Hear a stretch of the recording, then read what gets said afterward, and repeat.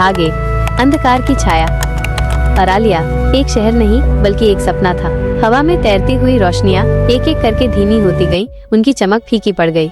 रंग बिरंगे फूल जो रात में चमकते थे, उनकी पंखुड़ियां धीरे धीरे मुरझाने लगी, उनका रंग उड़ता चला गया। शहर के बीच से बहती नदी का गुनगुनाना एक मधुर गीत था, लेकिन अब वो भी शांत हो गई। पानी की लहरें जो एक दूसरे से टकराकर संगीत बनाती थी, अब धीरे धीरे बिना आवाज के बहने लगी। एक गहरी चुप्पी ने पूरे शहर को अपनी गिरफ्त में ले लिया था। नन्ही लीरा अपनी आंखों में चिंता लिए टिको को देख रही थी। टिको का नीला पंख जो कभी चमकता था, अब उदास लग रहा था। उन दोनों ने एक दूसरे की आंखों में देखा और बिना कुछ बोले ही समझ गए कि ये सफर मुश्किल होगा। भाग 2 गुस्से की घाटी। अगर आपको ये वीडियो अच्छा लग रहा है तो हमारे चैनल टून सफारी को सब्सक्राइब करें और वीडियो को लाइक करें। गुस्से की घाटी में धूल का एक बवंडर उठता है। ये बवंडर नहीं बल्कि एक विशाल अजगर था। उसकी लाल आंखें गुस्से से भरी हुई धीरे धीरे लीरा और टिको की ओर घूमती हैं। उसके मुंह से आग की लपटें धीमी गति से निकलती हैं, जैसे लावा बह रहा हो। लीरा अपनी जगह पर खड़ी एक कदम भी पीछे नहीं हटती। वो धीरे से अपना हाथ उठाती है, जैसे हवा को शांत कर रही हो। उसकी आवाज बहुत नरम थी, जैसे ठंडी हवा की एक लहर। तुम्हारा गुस्सा तुम्हें अकेला कर रहा है। ये शब्द धीरे धीरे हवा में तैरते हुए अजगर तक पहुँचे। अजगर की लाल आंखों में एक पल के लिए हैरानी झलकती है। उसकी दहाड़ एक धीमी कराहती हुई आवाज में बदल जाती है। उसके पंख धीरे धीरे नीचे झुकते हैं और उसकी आंखों से आग की जगह एक एक बूंद आंसू की टपकती है, जो जमीन पर गिरकर भाप बन जाती है। वो रास्ता देता है, बहुत धीरे से। भाग 3 झूठ का जंगल। झूठ के जंगल में हर चीज धीरे धीरे अपना रूप बदल रही थी। लीरा जिस रास्ते पर चल रही थी, वो धीरे से मुड़ता उसके सामने एक दीवार बन जाता। हवा में फुसफुसाती हुई आवाजें बहुत धीमी गति से उसके कानों में आती।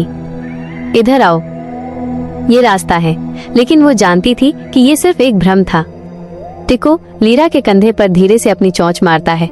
लीरा ने अपनी आंखें धीरे से बंद की। उसने अपने दिल की धड़कन पर ध्यान केंद्रित किया। धक धक धक, एक धीमी स्थिर धड़कन। उसने महसूस किया कि उसका दिल उसे किस दिशा में बुला रहा है। उसने धीरे धीरे एक कदम आगे बढ़ाया।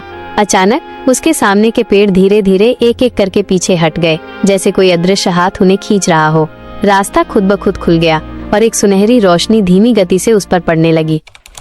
भाग 4 अंतिम संघर्ष। अकेलेपन की गुफा के बाहर सूरन काले धुएं के एक बादल की तरह सामने आता है।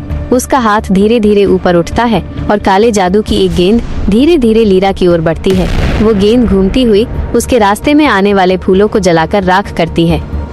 लीरा का हाथ धीरे से खुलता है और उसकी हथेली पर जीवन का बीज दिखाई देता है। वह सोरेन की आंखों में देखती है। उसकी आवाज स्थिर थी।